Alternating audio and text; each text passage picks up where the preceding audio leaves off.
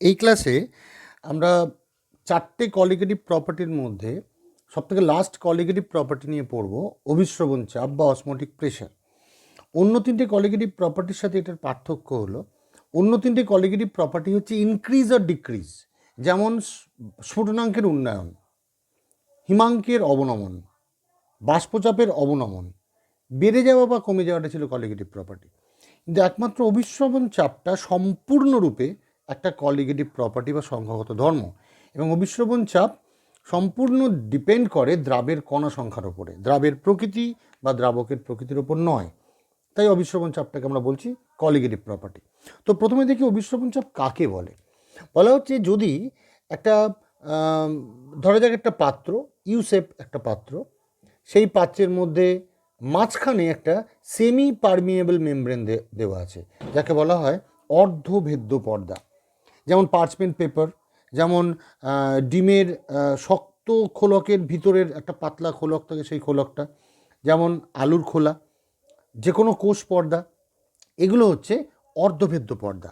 এই সমস্ত পর্দার মধ্য দিয়ে দ্রাবকের অণুগুলো চলাচল করতে পারে। এই পর্দার ছিদ্রগুলো এতটা ছোট যে দ্রাবকের অণুগুলি চলাচল করতে পারে, কিন্তু দ্রাবের অণু কোনোভাবে চলাচল করতে পারবে না। তো সেরকমই একটা অর্ধভেদ্য পর্দা মাঝখানে আটকানো আছে, যার একদিকে রাখা আছে দ্রবণ, একদিকে রাখা আছে শুধুমাত্র বিশুদ্ধ দ্রাবক, হয়তো নুন জল, আর এদিকে শুধুমাত্র জল। এই অবস্থায় যদি এটাকে রেখে দেওয়া হয়, তখন দেখা যায় কিছুক্ষণের মধ্যে দ্রাবকটা আস্তে আস্তে দ্রবণের দিকে চলে যাচ্ছে। কম ঘনত্ব থেকে বেশি ঘনত্বের দিকে দ্রাবক বা দ্রাবকের কণাগুলো যাচ্ছে। দ্রবণ বলে দ্রবণের ঘনত্ব সবসময় দ্রাবকের থেকে বেশি হবে, তাই কম থেকে বেশির দিকে পদার্থটা চলে যাচ্ছে। এই চলে যাওয়ার জন্যে দ্রাবক এই পর্দার উপরে যে চাপটা প্রয়োগ করে, সেই চাপকে বলা হয় দ্রবণের অভিস্রবণ চাপ। That is the important point. যখন দ্রাবক কোনো দ্রবণের থেকে, তার নিজের দ্রবণের থেকে একটি অর্ধভেদ্য পর্দার মাধ্যমে পৃথক হয়ে থাকে, তখন সেই দ্রাবক অর্ধভেদ্য পর্দার মাধ্যমে দ্রবণের মধ্যে প্রবেশ করে। এই প্রবেশ করার সময় দ্রাবক যে চাপটা প্রয়োগ করে পর্দার ওপরে, সেই চাপটার নাম দিচ্ছি আমরা ওই দ্রবণের বাষ্পচাপ। চাপ প্রয়োগ করছে দ্রাবক, কিন্তু সেটা প্রযুক্তটা হচ্ছে দ্রবণের কারণে, দ্রবণের গাঢ়ত্বের কারণে। এই জন্য সেই চাপটাকে বলা হচ্ছে দ্রবণের অভিস্রবণ চাপ। তো দ্রবণের অভিস্রবণ চাপ এইভাবে আমরা নির্ণয় করতে পারি। দেখা যায় এই অভিস্রবণ চাপটা শুধুমাত্র দ্রবণের গাঢ়ত্ব, মানে দ্রাবের কণা সংখ্যার উপর ডিপেন্ড করে। এই অভিস্রবণ চাপটা কিভাবে পরিবর্তিত হয় সেটা সম্পর্কিত বিজ্ঞানী ভ্যান্ট হফ কিছু সূত্র দিয়েছেন, যে সূত্রগুলো অনেক ক্ষেত্রে আদর্শ গ্যাসের সূত্রগুলোর সঙ্গে ম্যাচ করে যায়। তাই van't Hoff Charles law, van't Hoff Boyle's law এইভাবে বলা হয়, যদিও সেগুলো প্রকৃতপক্ষে ভ্যান্ট অফের সূত্র। তাই আমরা অভিস্রবণ চাপ সংক্রান্ত van't, VANT, Hoff, HOFF, van't অফের সূত্রগুলো আমরা পড়ব। অভিস্রবণ চাপকে ধরা হয় পাই দিয়ে, সাধারণ চাপ পি, তাই অভিস্রবণ চাপকে পাই ধরা হলো। ভ্যান্ট অফ বলছেন যে প্রকৃতপক্ষে অভিস্রবণ চাপ দুটো বিষয়ের ওপর dependent. Number one, on concentration, মানে মোলারিটি। মোলারিটি কিন্তু মনে রাখতে হবে, অনেক রকম কনসেন্ট্রেশন ইউনিট হয়, তার মধ্যে এখানে মোলারিটি নিতে হবে, not molality, molarity. Number two, on temperature of the solution, দ্রবণের তাপমাত্রা। এই দুটো বিষয়ের ওপরে পাই অর্থাৎ অভিস্রবণ চাপ ডিপেন্ড করে। প্রথমত কি বলছে, যদি তাপমাত্রা কনস্ট্যান্ট রাখা হয়, ধ্রুবক রাখা হয় কোনো দ্রবণের, তখন সেই দ্রবণের অভিস্রবণ চাপ তার কনসেন্ট্রেশনের সঙ্গে ডাইরেক্টলি প্রপোর্শনাল, মানে সমানুপাতিক। গাঢ়ত্ব বাড়লে অভিস্রবণ চাপ বাড়বে, গাঢ়ত্ব কমলে অভিস্রবণ চাপ কমবে। এটা 1 নম্বর সমীকরণ। 2 নম্বর সমীকরণ বলা হচ্ছে যে যদি দ্রবণের কনসেন্ট্রেশন কনস্ট্যান্ট থাকে, অর্থাৎ গাঢ়ত্ব নির্দিষ্ট হয়, তখন তার অভিস্রবণ চাপ তাপমাত্রার সঙ্গে সমানুপাতিক। অর্থাৎ তাপমাত্রা বাড়লে অভিস্রবণ চাপ বাড়বে, তাপমাত্রা কমলে অভিস্রবণ চাপ কমবে। কারণ তাপমাত্রা বাড়লেই দ্রাবকের কণাগুলোর গতি বেড়ে যাবে, ফলে অভিস্রবণ চাপ বেড়ে যাবে। যদি আমি দুটোকে এক জায়গায় করতে চাই, ইকুয়েশন পাচ্ছি আমরা পাই ভ্যারিয়েজাস C/T। যেহেতু এটা আইডিয়াল গ্যাস ইকুয়েশনের মতোই, তাই এখানে ধ্রুবকটা আরই নেওয়া হয়, তাই বলা হচ্ছে পাই ইকুয়াল টু C/R/T। আর হচ্ছে আইডিয়াল গ্যাস কনস্ট্যান্ট বা আদর্শ গ্যাস ধ্রুবক। এবং এই সমীকরণটাকে বলা হচ্ছে পাই ইকুয়াল টু CRT, বলা হচ্ছে ভ্যান টফের সমীকরণ। এই ভ্যান টফের সমীকরণটা প্রশ্নের সময় এখানে এই ভ্যালুগুলো দিয়ে একটা থেকে আরেকটা বের করতে বলে, বাট সমীকরণটার ইম্পর্টেন্স হচ্ছে অন্যান্য ক্ষেত্রে আমরা মোল ফ্র্যাকশন ইউজ করেছিলাম কনসেন্ট্রেশন ইউনিট, যেটা লোয়ারিং ইন ভেপার প্রেশারে, elevation in boiling point, depression in freezing পয়েন্টে মোলালিটি গাঢ়ত্ব হিসেবে ইউজ করলাম। এখানে কিন্তু আমরা গাঢ়ত্ব হিসেবে ইউজ করছি মোলারিটি, এটা যেন মনে থাকে। যদি অঙ্কে কখনো মোলালিটি দেয় তাকে মোলারিটিতে রূপান্তরিত করে আমাদের এখানে বসাতে হবে, তবে আমাদের এই সমীকরণটা আমরা ব্যবহার করতে পারবো। এবং এটাকে অন্যভাবেও চেঞ্জ করা যায়। আমরা জানি concentration is directly proportional to volume. তো 1 মোল গ্যাস যদি হয়, ফর 1 মোল, 1 মোলের জন্য পাই ইকুয়াল টু, তাহলে 1 মোলের জন্য এখান থেকে বলতে পারি পাই ভ্যারিয়াস সি ভ্যারিয়াস 1/v, অর্থাৎ পাই ভ্যারিয়াস 1/v। সেখান থেকে একটা ইকুয়েশন পাচ্ছি পাই ইকুয়াল টু ভি, পাচ্ছি পাই ভি ইকুয়াল টু কনস্ট্যান্ট। এখানে একটা ইকুয়েশন পেয়ে যাই আমরা, pi into V equal to constant. এবং যেহেতু সি ভ্যারিয়াস 1/v, সি এর জায়গাতে আমরা 1 মোল গ্যাসের জন্য 1/v পুট করতে পারি। এবং পুরো ইকুয়েশনটা কীভাবে আসবে? কনসেন্ট্রেশন মানে আমরা জানি কি ভর বাই আয়তন, যেহেতু মোলারিটি, মোল বাই আয়তন, তাই সি এর জায়গায় লিখলাম n/v।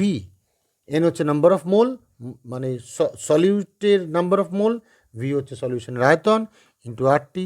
এখান থেকে ইকুয়েশন পেলাম পাই ভি ইকুয়ালস টু nRT। এই ইকুয়েশনটাকে আমরা ইউজ করতে পারি ভ্যান টফ ইকুয়েশনের জন্য। So this is all about osmotic pressure and van ToF equation. এখন অভিশ্রবণ চ্যাপ্টার আর একটা ধর্ম হচ্ছে বিপরীত অভিশ্রবণ। আমরা দেখলাম দ্রাবকটা দ্রবণের দিকে যাচ্ছে। অনেক সময় দ্রাব আর দ্রাবককে পৃথক করে দ্রবণের ওপর অতিরিক্ত চাপ প্রয়োগ করে দ্রবণ থেকে দ্রাবককে সরিয়ে দেওয়া হয়। যদি একটা ইউটিউবের মধ্যে আমরা এদিকে দ্রবণ রাখি, সলভেন্ট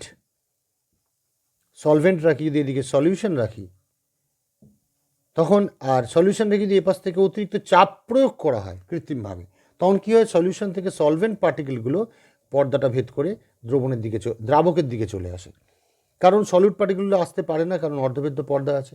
এর ফলে দেখা যায় কি দ্রাবকটা যাওয়া উচিত ছিল দ্রবণের দিকে, কিন্তু উল্টো দিকে দ্রবণের মধ্যে দ্রাবকগুলো অন্যদিকে চলে আসছে, তাই একে বলা হচ্ছে বিপরীত অভিশ্রবণ। তো ভ্যান টফ সমীকরণ এইটা এখান থেকে অঙ্ক দেয়, বা অসমোটিক প্রেশার সংক্রান্ত ভ্যান টফের ব্যাখ্যা হচ্ছে এইটুকু। তো আমাদের এই যে ভ্যান টফের ব্যাখ্যাগুলো পাওয়া গেল, এখান থেকে বেশিরভাগ সময় অঙ্ক দেয়, সেই অঙ্কগুলো আমাদের সমীকরণের আকারে করতে হয়। সেই অঙ্কগুলোর ক্ষেত্রে শুধু একটাই মনে রাখতে হবে যে সি অলওয়েজ থাকবে মোল পার লিটার বা মোলারিটিতে, এবং এখানে পাইয়ের উত্তরটা অ্যাটমসফিয়ারে বের করা আমার মনে হয় ভালো। পায়ের উত্তরটা যদি অ্যাটমসফিয়ারে, মানে চাপের একক যদি অ্যাটমসফিয়ার নেওয়া হয়, তাহলে আমরা আর ইকুয়াল টু পুট করতে পারি 0.0821, যেটা অনেক ছোটো ভ্যালু, যে ভ্যালুটা ইউজ করলে আমাদের অঙ্কগুলো সুবিধা হবে। এর হচ্ছে অল অ্যাবাউট অসমোটিক প্রেশার বা অভিশ্রবণ চাপ। 4 প্রকার কলিগেটিভ প্রপার্টির শেষে আমরা অ্যাট লাস্ট এই দ্রবণ চ্যাপ্টারের একটা বিশেষ বিষয় নিয়ে পড়ে নেব, যেটাকে বলা হচ্ছে অ্যাবনর্মাল কলিগেটিভ প্রপার্টি বা অ্যাবনর্মালিটি ইন কলিগেটিভ প্রপার্টি। প্রকৃতপক্ষে আমরা যে কলিগেটিভ প্রপার্টিগুলো সংক্রান্ত রাউটের সূত্র বা ভ্যান টফের সূত্র পড়লাম, সেই সমস্ত সূত্রগুলো আদর্শ দ্রবণের ক্ষেত্রে প্রযোজ্য। আদর্শ দ্রবণ মানে যে দ্রবণে দ্রাব আর দ্রাবকের নিজস্ব কোনো পরিবর্তন হয় না, এবং দ্রাবকের নিজস্ব অণুগুলোর মধ্যে অ্যাট্রাকশন বা তাদের মধ্যে ইন্টারাকশন, দ্রাবের নিজস্ব অণুগুলোর মধ্যে ইন্টারাকশন, এই দুটো ইন্টারাকশন কিন্তু কেউ কারোর ওপর ডিপেন্ডেন্ট হবে না, তখন তাকে আমরা আইডিয়াল সলিউশন বলবো, যেটা আগে আলোচনা হয়ে গেছে কোনো ক্লাসে। কিন্তু বেশিরভাগ দ্রবণ দেখা যায় এই অ্যাবনর্মালিটিটাকে মেনটেন করে, মানে ইন্টারাকশন তাদের মধ্যে হয়। যখন কোনো দ্রাব, ধরা যাক NaCl, যখন আমি কোনো জলের মধ্যে বা কোনো দ্রবণে মেশাই, সঙ্গে সঙ্গে NaClটা Na+ আর Cl- স্বতঃস্ফূর্তভাবে বিভাজিত হয়। অর্থাৎ একটা কণা দ্রবণে গিয়ে দুটি কণা উৎপন্ন করে। এবং যেহেতু আমরা জানি কলিগেটিভ প্রপার্টি শুধুমাত্র কণা সংখ্যার উপর নির্ভর করে, কোনো প্রকৃতির উপর ডিপেন্ড করে না, তার জন্য যেহেতু এখানে কণা সংখ্যা বেড়ে যায়, তাই আমাদের যে ক্যালকুলেশনে কলিগেটিভ প্রপার্টি বেরোবে, বিভাজনের ক্ষেত্রে কলিগেটিভ প্রপার্টিটা অন্য, তার থেকে বেশি হওয়া উচিত, বেশি হবে প্র্যাকটিক্যালি। যেমন কিছু যৌগ আছে, যেমন গ্লুকোজ, দেখা যায় গ্লুকোজ কোনো পরিবর্তন হচ্ছে না, দ্রবণে দিলে একই থাকছে। অন্যদিকে অ্যাসিটিক অ্যাসিডের মতো পদার্থ, এরা কোনো ক্ষেত্রে যদি জলীয় দ্রবণ দেওয়া হয়, একটু উত্তপ্ত করা হয়, দেখা যায় অ্যাসিটিক অ্যাসিডের দুটি অণু একসাথে যোগ হয়ে গিয়ে একটা অণুতে রূপান্তরিত হচ্ছে। থাকছে অ্যাসিটিক অ্যাসিড, কিন্তু অণুর সংখ্যা বা কণার সংখ্যা কমে যাচ্ছে, কারণ দুটো অ্যাসিটিক অ্যাসিড থেকে একটা অ্যাসিটিক অ্যাসিড অণু আসছে, অর্থাৎ সংযোজন ঘটছে। এই সংযোজনের ক্ষেত্রেও কিন্তু যেহেতু সংখ্যা পরিবর্তন হচ্ছে কণার দ্রাবে, তাই কলিগেটিভ প্রপার্টি ক্যালকুলেশনে যেটা বেরোয় সেটা প্র্যাকটিক্যালি বের হয় না। এই সংযোজন বা বিভাজনের ক্ষেত্রে যে কলিগেটিভ প্রপার্টির মধ্যে যে অস্বাভাবিকতা দেখা যায়, সেই কলিগেটিভ প্রপার্টিগুলোকে বলছি আমরা অ্যাবনর্মাল কলিগেটিভ প্রপার্টি বা অস্বাভাবিক সংখ্যাগত ধর্ম। এবার সেই সংখ্যাগত ধর্মগুলো যে অস্বাভাবিকতা বা যে অ্যাবনর্মালিটি বেরোবে, সেই অ্যাবনর্মালিটি থেকে আমরা অ্যাকচুয়াল ক্যালকুলেশনটা করব কী করে? কারণ আমরা গাণিতিকভাবে, যদি NaCl দ্রবণী হয়, গাণিতিকভাবে NaCl ধরে নিয়ে দ্রবণটার কলিগেটিভ প্রপার্টি বের করছি, কিন্তু প্রকৃতপক্ষে প্র্যাকটিক্যালি কণা সংখ্যা ডাবল হয়ে গিয়ে তার কলিগেটিভ প্রপার্টিটা বেরোবে। তো কী করে কলিগেটিভ প্রপার্টি ডাবল হয়ে গিয়ে বের করব, সেই প্রসেসটা এবার দেখা যাক। তার আগে আমরা ছোট করে এইটা একটু জেনে নিই যে দুটো দ্রবণকে আমরা তখনই আইসোটোনিক দ্রবণ বলবো যখন দ্রবণ দুটোর 4 প্রকার কলিগেটিভ প্রপার্টির মান সেম হবে। যেমন এই আইসোটোনিক দ্রবণ সংক্রান্ত একটা প্রশ্ন হচ্ছে, যদি আমরা স্যালাইন ওয়াটার দেখি, স্যালাইন ওয়াটার মানে নুন জল, তাহলে বাড়িতে কি আমরা জলের সঙ্গে নুন মিশিয়ে স্যালাইন ওয়াটার হিসাবে রক্তে মেশাতে পারি? পারি না। কেন পারি না? তার কারণটা হচ্ছে স্যালাইন ওয়াটার, যদি নুন জলের গাঢ়ত্ব রক্তের গাঢ়ত্বের সমান না হয়, তাহলে রক্তের মধ্যে বা রক্তের লোহিত রক্তকণিকাগুলোর মধ্যে অভিস্রবণ চাপের সৃষ্টি হবে, ফলে জল লোহিত রক্তকণিকার মধ্যে প্রবেশ করে লোহিত রক্তকণিকাগুলোকে ফাটিয়ে দেবে। যদি অতিরিক্ত গাঢ়ত্বের নুন জল রক্তের মধ্যে ডাইরেক্ট মেশাই, তখন বিপরীত অভিস্রবণ হবে, অর্থাৎ তখন লোহিত রক্তকণিকার মধ্য থেকে প্রোটোপ্লাজম বাইরে বেরিয়ে চলে আসবে, রক্তকণিকাগুলি শ্রিঙ্ক করে যাবে, ছোট হয়ে যাবে। তাহলে আমাকে স্যালাইন ওয়াটার হিসেবে, নুন জল হিসেবে এমন গাঢ়ত্বের জল রক্তে মেশাতে হবে যে রক্তকণিকাগুলোর কোনো পরিবর্তন করবে না। দেখা যায় 0.84% NaCl এর 4 প্রকার কলিগেটিভ প্রপার্টি বা অভিস্রবণ চাপ বলতে পারি, রক্তের সঙ্গে সমান। তার জন্যে রক্তে যদি কখনো রক্তে নুনের চাহিদা কমে যায় বা রক্তের নুন ডাইরেক্টলি মেশানোর জন্য আমরা 0.84% NaCl দ্রবণ ব্যবহার করি অ্যাজ আ স্যালাইন ওয়াটার। তার ফলে রক্তের কোনো পরিবর্তন হয় না বা রক্তের পার্টিকেলসগুলোর মধ্যে, ভেসেলসগুলোর মধ্যে কোনো পরিবর্তন হয় না। তাই দুটো দ্রবণের যদি 4 প্রকার কলিগেটিভ প্রপার্টি সেম হয়, তখন তাদের আইসোটোনিক বলে। যদি সেম না হয়, তখন যার কলিগেটিভ প্রপার্টির মান বেশি তাকে হাইপারটোনিক, যার কলিগেটিভ প্রপার্টির মান কম তাকে হাইপোটোনিক সলিউশন বলা হয়। এই তিনটে জিনিস আমাদের দেখে নেওয়া হলো। এইবার কেন আমাদের অ্যাকচুয়াল কলিগেটিভ প্রপার্টি বা থিওরিটিক্যাল কলিগেটিভ প্রপার্টি মিলছে না, সেটা নিয়ে একটু ডিসকাসে আসা যাক। আমরা ধরলাম একটা দ্রবণের মধ্যে 2 মোলার NaCl মিশিয়েছি, মানে 2 মোল NaCl মিশিয়েছে দ্রবণের, সেই অনুযায়ী আমরা কলিগেটিভ প্রপার্টি বের করলাম যে সূত্রগুলো আগে ব্যবহার করা হয়েছে।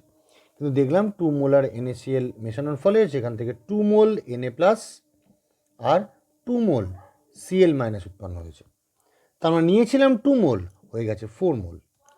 তাহলে আমরা যখন বিভাজনের ক্ষেত্রে দেখব যে একটা অণু কটা অণু উৎপন্ন করেছে, যটা অণু উৎপন্ন করবে তত গুণ তার গাঢ়ত্ব চেঞ্জ হয়ে যাবে। মোলালিটি জানিয়েছিলাম, যদি দেখি বিভাজিত হয়েছে, একটা অণু থেকে যদি দুটো অণু তৈরি হয়, মোলালিটি ডাবল হয়ে যাবে, মোলারিটিও ডাবল হয়ে যাবে, মোল ফ্র্যাকশনও ডাবল হয়ে যাবে, কারণ বিভাজিত হচ্ছে। তো ডাবল হয়ে গেলে আমাদের কলিগেটিভ প্রপার্টি বের করাটা কোনো প্রবলেম হবে না, কারণ শুধুমাত্র NaCl নিয়ে যে কলিগেটিভ প্রপার্টির মানটা বেরোবে তার সেটা ডাবল করে দেবো, তার কারণ NaCl ডাবল হয়ে যাচ্ছে, দুটো অণু তৈরি করছে একটা অণু থেকে, দুটো কণা তৈরি করছে একটা কণা থেকে। তাহলে যারা সম্পূর্ণ বিভাজিত হয়ে যায় বা সম্পূর্ণ সংযোজিত হয়ে যায়, এর বিপরীতটা, তাদের ক্ষেত্রে কোনো প্রবলেম নেই। প্রবলেম হচ্ছে যারা সম্পূর্ণ বিভাজিত হচ্ছে না, যেমন যারা weak electrolyte, acetic acid, CH3, আর একটু সহজ কোনো যৌগ নেওয়া যাক, অ্যামোনিয়াম হাইড্রোক্সাইড। যখন জলে নিই, অ্যামোনিয়াম আয়ন তৈরি করে আর হাইড্রোক্সাইড আয়ন তৈরি করে, সবটা কিন্তু বিভাজিত হয় না, কিছু পরিমাণ অবিভাজিত থেকে যায়, বাকিটা বিভাজিত হয়। তাহলে নির্দিষ্ট পরিমাণ অ্যামোনিয়াম হাইড্রোক্সাইড থেকে কত পরিমাণ কণা উৎপন্ন হলো সেটা আমরা বের করতে পারবো না। আমরা জানি একটা অণু দুটো অণু তৈরি করেছে, একটা অণু থেকে দুটো অণু তৈরি হয়েছে, কিন্তু টোটাল কতগুলো তৈরি হলো সেটা বুঝতে পারবো না, তার কারণ সব অ্যামোনিয়াম হাইড্রোক্সাইড অণু আয়নে বিভাজিত হয়নি, কিছু পরিমাণ অবিভাজিত অবস্থায় থেকে যায়।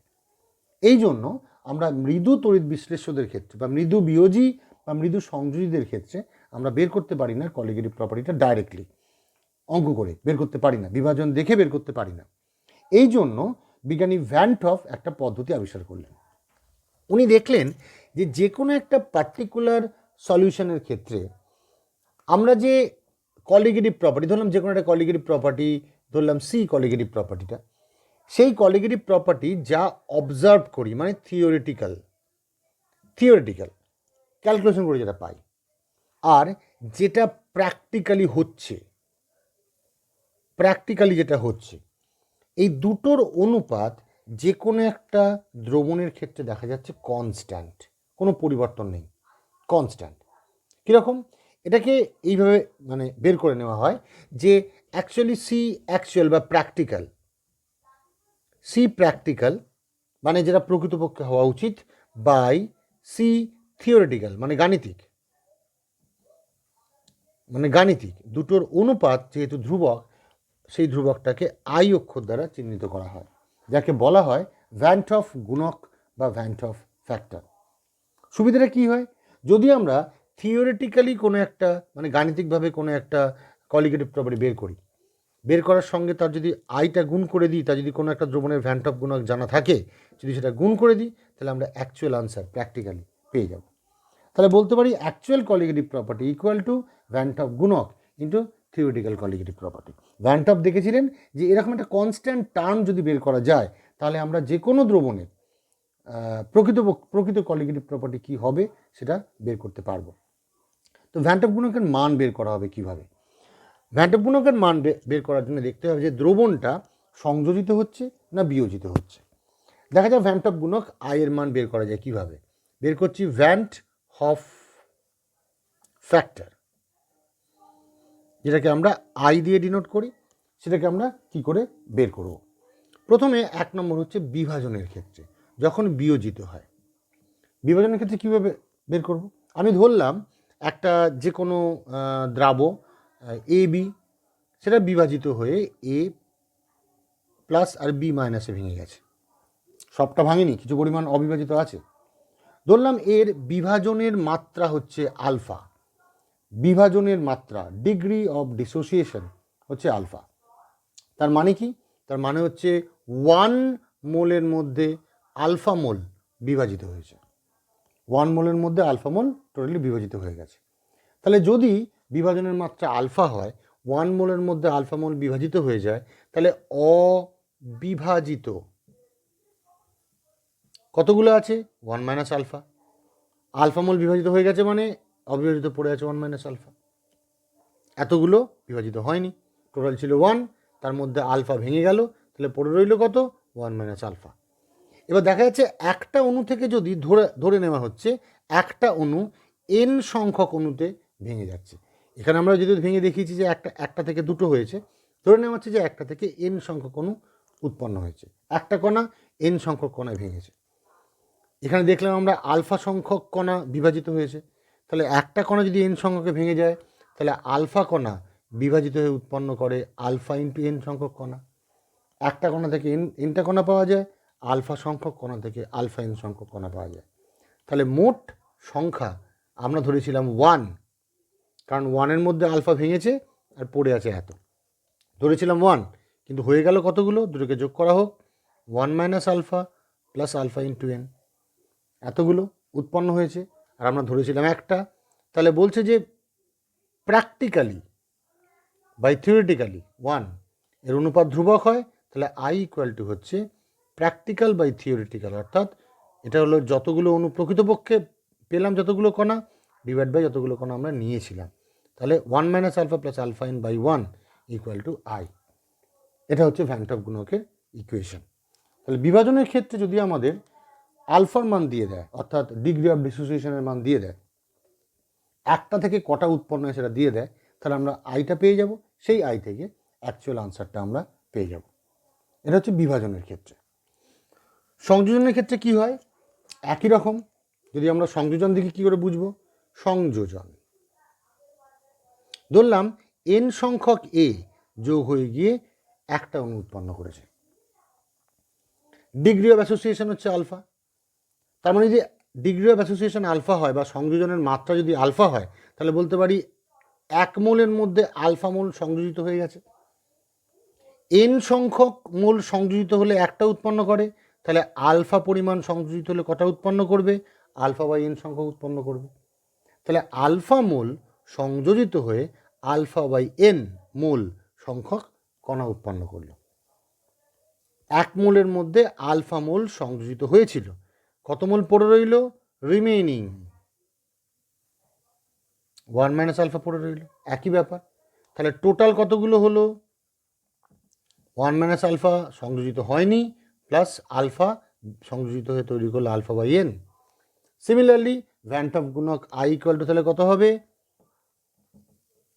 প্র্যাকটিক্যালি যতগুলো হওয়া উচিত ডিভাইডেড বাই যতগুলো আমরা নিয়েছিলাম 1। তাহলে এটা গেল সংযোজনের ক্ষেত্রে ভ্যান টপ গুণক বের করার প্রসেস। তাহলে এই দুটো প্রসেস নিয়ে আমরা i এর মান বের করতে পারবো। যখন দেখবে বিভাজিত হচ্ছে তখন আগের ইকুয়েশন, সংযোজিত হলে এই ইকুয়েশন, এই দুটো ইকুয়েশন পুট করে i বের করব এবং সেখান থেকে অ্যাকচুয়াল উত্তর পেয়ে যাব। ফর এক্সাম্পল,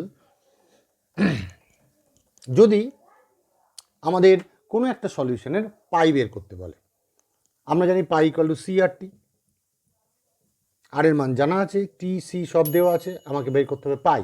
কী করে বের করবো পাই? প্রথমে আমরা সি এর মান, আর এর মান, টি এর মান বের করে এই মানটা বের করে ফেললাম। এইবার নির্দিষ্ট পদ্ধতিতে, সেটা সংযোজিত হলো না বিয়োজিত হলো, সেই পদ্ধতিতে আই এর মানটা বের করলাম। কারণ যদি বিভাজন হয়, আইয়ের ইকুয়েশন হচ্ছে 1 minus alpha plus alpha n. যদি সংযোজিত হয় তখন ইকুয়েশন হচ্ছে 1 minus alpha plus alpha by n. এখান থেকে আলফা এন এর মান পুট করে আই বের করে দিলাম, তাহলে পাই প্র্যাকটিক্যাল বা অ্যাকচুয়াল, মানে প্রকৃতপক্ষে পায়ের মানটা হচ্ছে আই ইন্টু সি আর টি, গুণ করে দেওয়া হলো। তাহলে যতগুলো ইকুয়েশন পেয়েছি তার সঙ্গে আই গুণ করে দিলেই আমরা অ্যাকচুয়াল মানটা পেয়ে যাব, যদি সেটা অ্যাবনর্মাল বিহেভিয়ার হয়, যদি সেখানে বিভাজিত বা সংযোজিত হয়। এটা হচ্ছে আমাদের অ্যাবনর্মাল কলিগেটিভ প্রপার্টি। আশা করি বোঝা গেছে। তাহলে যে কোনো একটা সংযোজন বা বিভাজনের ক্ষেত্রে আমাদের আয়ের মানটা মাথায় রাখতে হবে, আইটা বের করে এই উত্তরগুলোকে বের করতে হবে। যতগুলো ইকুয়েশন আছে আই গুণ করে দিলে আমরা পেয়ে যাব। এটা হচ্ছে অল অ্যাবাউট অ্যাবনর্মালিটি। আমাদের এই চ্যাপ্টারে এটাই হচ্ছে লাস্ট অংশ, যেটা অ্যাবনর্মাল প্রপার্টি, কলিগেটিভ প্রপার্টি, যেখানে আইটা খুব গুরুত্বপূর্ণ। সংযোজন আর বিভাজনের ক্ষেত্রে যেভাবে আই বের করা হলো সেগুলো ভালো করে বের করে আয়ের মান বার করার প্রসিডিউরটা আমাদের মনে রাখতে হবে।